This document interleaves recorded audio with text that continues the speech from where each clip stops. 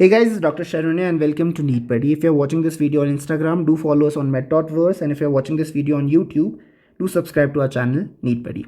Diagram of the day, diagrammatic representation of standard ECG. So यहीं से आपका question start हो जाता है. Why are we calling it a standard ECG? So basically ECG के lids जब आप पढ़ते हो, there are three different kinds of ECG lids. The first is your limb lids, जो पैरों में लगती है, पैर और हाथ में लगती है. Second is your chest lids, and third is your augmented lids. तो अगर आप एक स्टैंडर्ड ECG की बात करते हो तो we are basically talking about limb leads. So limb leads कौन कौन से होते हैं? Limb leads are basically 1, 2, 3. These are your limb leads. उसके बाद V1 to V6 these are your chest leads. फिर ऑगमेंटेड क्या होता है? AVL, AVR, AVF these are augmented leads. ठीक है, इसके डिटेल में जाने की ज़रूरत नहीं है. एनसीईआरटी में बस लिम्ब लिड्स मेंशन किए गए तो आपको पता होना चाहिए लिम्ब लिड्स कहाँ कहाँ पे लगाते हैं. Correct. Now let's start with the main topic, that is your ECG. Now what does this diagram of ECG shows? Basically ECG में आपको कुछ वेव्स दिख रही हैं और एक कॉम्प्लेक्स दिख रहा है. सो आपको एक P वेव दिखेगा, एक QRS कॉम्प्लेक्स दिखेगा और एक T वेव दिखेगा. करेक्ट. सो जो P वेव है, QRS कॉम्प्लेक्स और T वेव क्या सिग्निफाई कर रहे हैं, क्या डिनोट कर रहे हैं, ये समझना इंपॉर्टेंट और याद रखना इंपॉर्टेंट है. But before we start with क्या क्या डिनोट कर रहे हैं, let me give you a very simple concept and it is very important that you understand this concept. ECG दिखा क्या रहा है हमको? So basically ECG is showing you the electrical activity of heart. Electrical activity मतलब कि आपको पता है heart is myogenic. SA node से इम्पल्स आता है, पूरे एट्रिया में फैलता है, फिर AV नोड में जाता है, AV नोड से AV बंडल में जाता है, AV बंडल से बंडल ऑफ हिस में जाता है, बंडल ऑफ हिस से फिर पूरे वेंट्रिकल में फैलता है. सो that is the electrical part of the heart. जो इम्पल्स जनरेट हुआ वो कहाँ कहाँ जा रहा है. सो ये जो electrical part of heart, electrical conduction है, उसको आप ECG में पकड़ सकते हो. मस्क्यूलर कॉन्ट्रैक्शन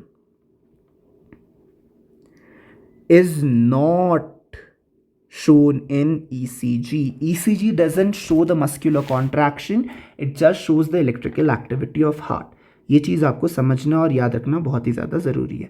तो कहीं पे भी आप ये नहीं बोलोगे कि इस पार्ट में एट्रिया कॉन्ट्रैक्ट हुआ है. ठीक है, हाँ आप डिराइव कर सकते हो, ऑब्वियसली आप डिराइव कर सकते हो. आपको एक बार पता चलेगा कि SA नोड ने इम्पल्स जनरेट किया, एट्रिया में फैला, तो ऑब्वियसली उसके बाद एट्रिया कॉन्ट्रैक्ट ही करेगा. सो एट्रियल कॉन्ट्रैक्शन आप डिराइव कर सकते हो ECG से. लेकिन ECG में कोई भी वेव या कोई भी कॉम्प्लेक्स, कोई भी सेगमेंट एट्रियल कॉन्ट्रैक्शन दिखाएगा नहीं. ठीक है, वैसे ही वेंट्रिकुलर कॉन्ट्रैक्शन कोई भी पार्ट दिखाएगा नहीं, लेकिन आप डिराइव कर सकते हो. सो लेट्स स्टार्ट विथ कौन सी चीज़ क्या दिखा रही है. Talking about the P wave, it shows depolarization of atria. Correct. So अब हुआ क्या? SA नोड ने एक इम्पल्स जनरेट किया, वो इम्पल्स एट्रिया में फैला. AV नोड में भी जाएगा लेकिन पहले एट्रिया में फैला. फाइन. तो जब एट्रिया में वो इम्पल्स फैला तो एट्रिया की मसल वॉल डीपोलराइज होंगी.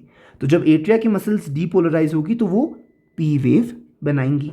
ठीक है. उसके बाद इम्पल्स AV नोड से आगे गया, AV बंडल से बंडल ऑफ हिस से वेंट्रिकल. नाउ जब ये इम्पल्स वेंट्रिकल में जब पहुंचा, when this impulse reached the ventricle, तो वेंट्रिकल की मसल्स डीपोलराइज होना शुरू हुई. Fine. Depolarization is nothing but excitation of the muscles. So जब वेंट्रिकल की मसल्स डीपोलराइज होंगी तो that is shown by your QRS complex. Depolarization of ventricle. Fine. Now T wave में क्या होगा? वेंट्रिकल अगर डीपोलराइज हो रहा है, एक्साइट हो रहा है, तो ऑब्वियसली वेंट्रिकल का वो पोलराइजेशन रिवर्स भी होगा. तो जब वो रिवर्स होगा उसको हम बोलते हैं रीपोलराइजेशन. तो repolarisation of ventricle is shown bye T wave. Again it is a electrical activity. Correct.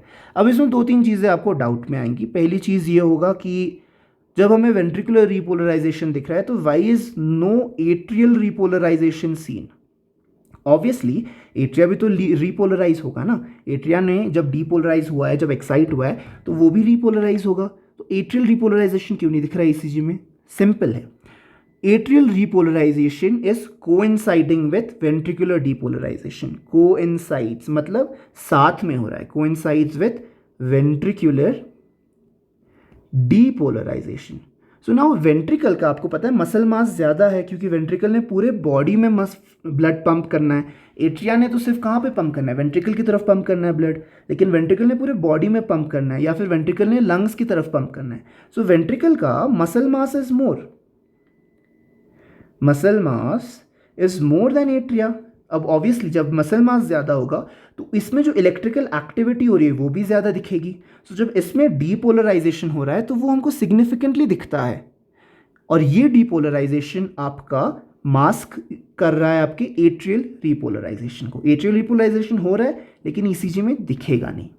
तो हमें वेंट्रिकुलर रीपोलराइजेशन क्यों दिख रहा है? अगेन सेम चीज़, वेंट्रिकल का मसल मास ज़्यादा है तो उसका रीपोलराइजेशन दिखेगा।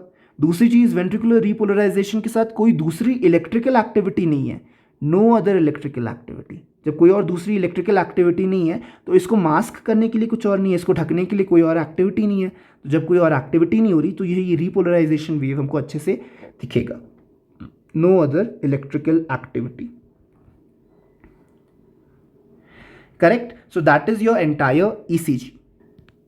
अब मैं एक चीज़ आपको बताता हूँ, ये एनसीईआरटी में मेंशन नहीं है लेकिन आप ये डायग्राम से और अपने लॉजिक से डिराइव कर सकते हैं। तो जैसा कि मैंने आपको बताया, ईसीजी इलेक्ट्रिकल मसल कॉन्ट्रैक्शन नहीं दिखा रहा, सिर्फ इलेक्ट्रिकल एक्टिविटी दिखा रही है। करेक्ट? लेकिन मैंने आपको बोला था मसल कॉन्ट्रैक्शन आप डिराइव कर सकते हो। कैसे डिराइव करोगे? अब मैंने क्या बोला, अगर आपको कार्डियक साइकिल याद है तो जब भी आपका एट्रिया डीपोलराइज होगा उसके बाद क्या होगा? एट्रियल कॉन्ट्रैक्शन होगा, सिंपल। सो पी वेव से क्यू वेव तक क्या हो रहा है? एट्रियल कॉन्ट्रैक्शन हो रहा है, फाइन। उसके बाद क्या हो रहा है? उसके बाद आपका वेंट्रिकल में वो इम्पल्स पहुंच रहा है। एक बार वेंट्रिकल में इम्पल्स पहुंचेगा उसके बाद क्या होगा? वेंट्रिकल कॉन्ट्रैक्ट करेगा, सिंपल। सो जब इम्पल्स वेंट्रिकल में पहुंच गया तो अब वेंट्रिकल कॉन्ट्रैक्ट कर रहा है, this is the ventricular contraction, fine. So ECG में दिख नहीं रहा लेकिन आप डिराइव कर सकते हो कि एट्रियल कॉन्ट्रैक्शन यहाँ पे हो रहा है, वेंट्रिकुलर कॉन्ट्रैक्शन यहाँ पे हो रहा है। और एक बार वेंट्रिकल रीपोलराइज कर गया तो उसके बाद क्या होगा? This is your joint diastole that we say, दोनों के दोनों रिलैक्स्ड है, relaxed state.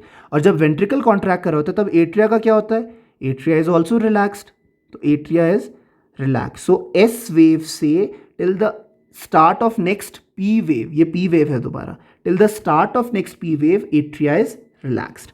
From T wave till the start of Q wave, Q wave वापस आएगा तो till the start of Q wave your ventricle is relaxed, correct? और T wave से P wave तक हमारा दोनों atria and ventricle both are relaxed. So this is your joint diastole वाला part, this is the joint diastole, fine। अभी NCERT में कहीं mention नहीं है लेकिन ये आप इजीली डिराइव कर सकते हो अगर आप लॉजिक यूज़ करोगे, सिंपल। अब इसके अलावा आपको कोचिंग मटेरियल और ऑनलाइन वीडियोस में बहुत सारी चीज़ें और भी मिलेंगी, जैसे कैलिब्रेशन ऑफ ईसीजी बोलते हैं, जैसे how to calculate heart rate बोलते हैं। तो ये सब नीट के लिए ज़रूरी नहीं है, एक बार आप नीट क्रैक कर लोगे, एमबीबीएस स्टार्ट करोगे तो जब ईसीजी रीड करना सीखोगे तो these things are very commonly and very easily taught in the colleges, fine. So ECG में इतना आपको याद रखना है, डिराइव करना आपको आना चाहिए कि कहाँ पे कौन सी चीज़ हो रही है, कार्डियक साइकिल की कौन सी चीज़ हो रही है, fine. Remember that. So that would be all in this video guys.